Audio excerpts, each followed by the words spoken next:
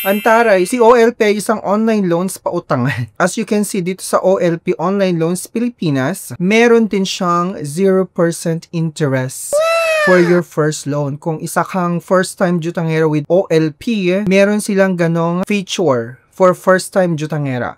Okay, so if you are a first-time jutangera, you can actually loan up to 10,000 pesos for first-timers.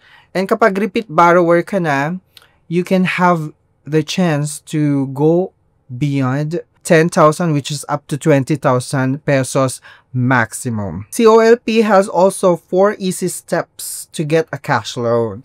So you can apply a loan, complete the application in 3 minutes lang. So fast ano siya kasi mga instant loan, and then wait for the approval. In a few minutes you will receive a decision through SMS or call. And you get the money in less than 5 minutes via InstaPay.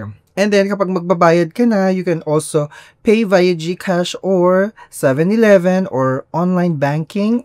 So, sino ba itong si OLP? Yes, si OLP po, meron po siyang SEC registration. Accredited din po siya ng CIC as submitting entity. So, ito yung mga eligibility ng pag-apply kay OLP. So, dapat 22 to 70 years old ka daw, tapos located ka dito sa ating bansa, and dapat po employed ka, professional, mga ganon. And you have a valid bank or e-wallet account. So, bakit daw si OLP? Kasi nga, simple daw yung process nila.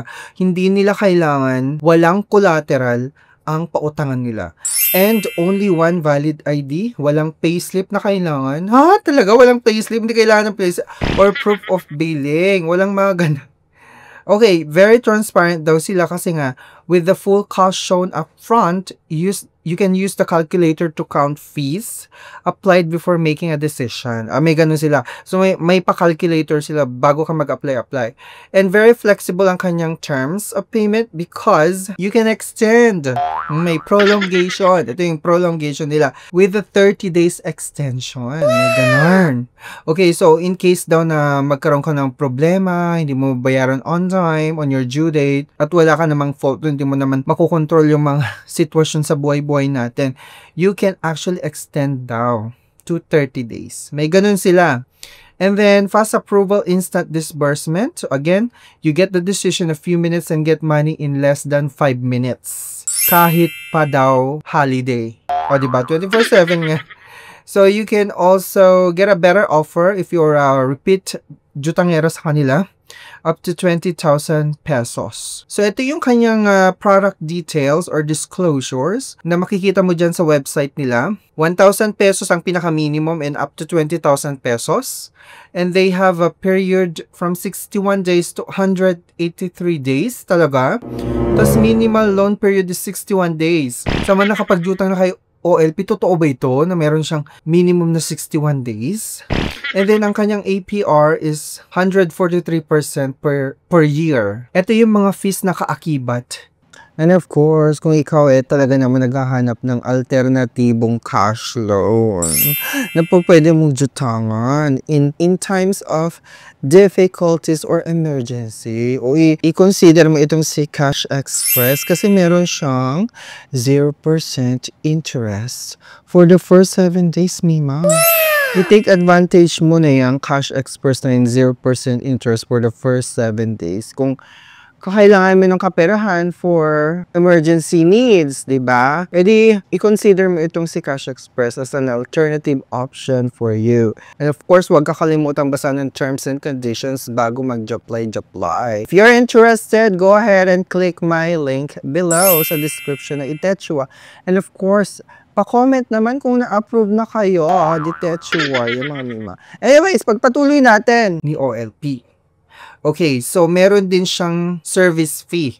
Pero hindi sinabi dito kung magkano yung service fee. Maybe that's the interest. Penalties, meron din siyang penalties if applicable as provided on the notice of approval. Kapag na-approve ka na, sasabihin lahat doon sa disclosure ninyo.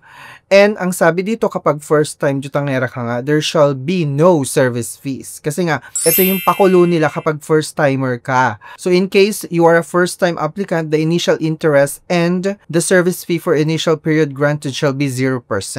So nasa terms and conditions nila, wherein you can find these terms and conditions online dun sa website mismo ng OLP.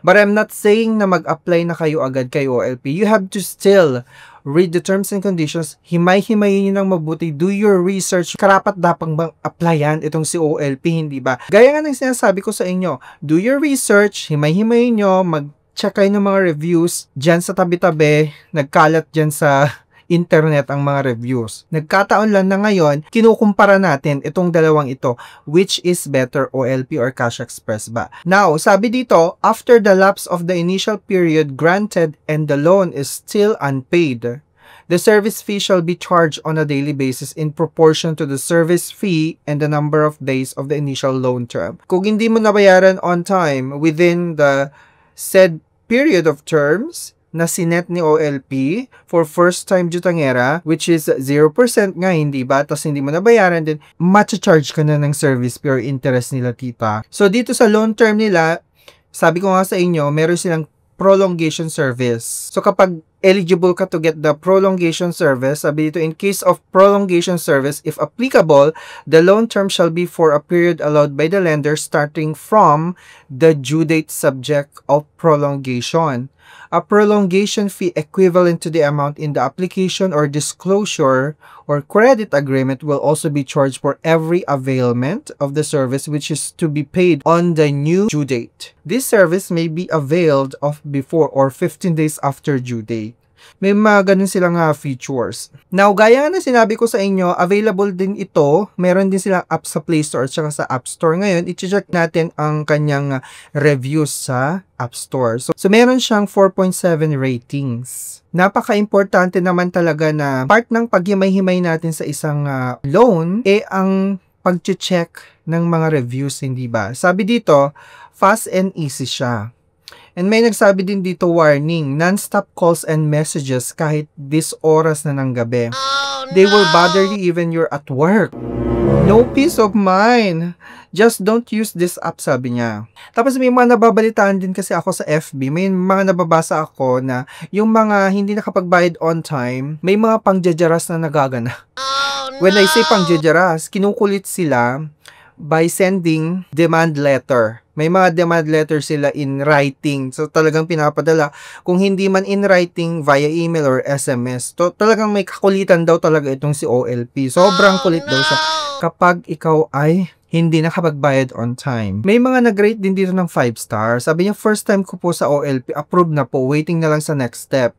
Tapos may nagsabi nito, so fast, I love it and will get loan again. Ito, 5 star, pero ang sinasabi niya, taliwas naman, don't try, will only get your information and ID but won't approve loans. Scam app, sabi niya. Tapos may nag-rate din yun ng 1 star, harassing clients daw. This app is very annoying. Di ko pa due date, naniningil na, minumura pa ako sa text. Nananakot na ikakalat ang details ko sa Facebook. Not recommended app, sabi niya. Pero nag-response si OLP. Sabi niya dito, we understand your frustration. To help you clear things up, please be informed that this is a payment reminder only and it is automated by our system as we call our clients before their due date. Please be advised that Online Loans Pilipinas do not tolerate harassments. For your harassment complaint, we highly suggest our website and proof at, diba? May mga ganun siya. So, sumasagot naman tong si OLP. Pero I'm not sure sa may mga karanasan ng pagjajaras dyan, pa-comment naman below. Maraming salamat. Don't forget to subscribe. Click the notification bell para every time na magkakaroon tayo ng ganitong mga video review, kayong unang madjajambo na ng chika bamboo. And I thank you.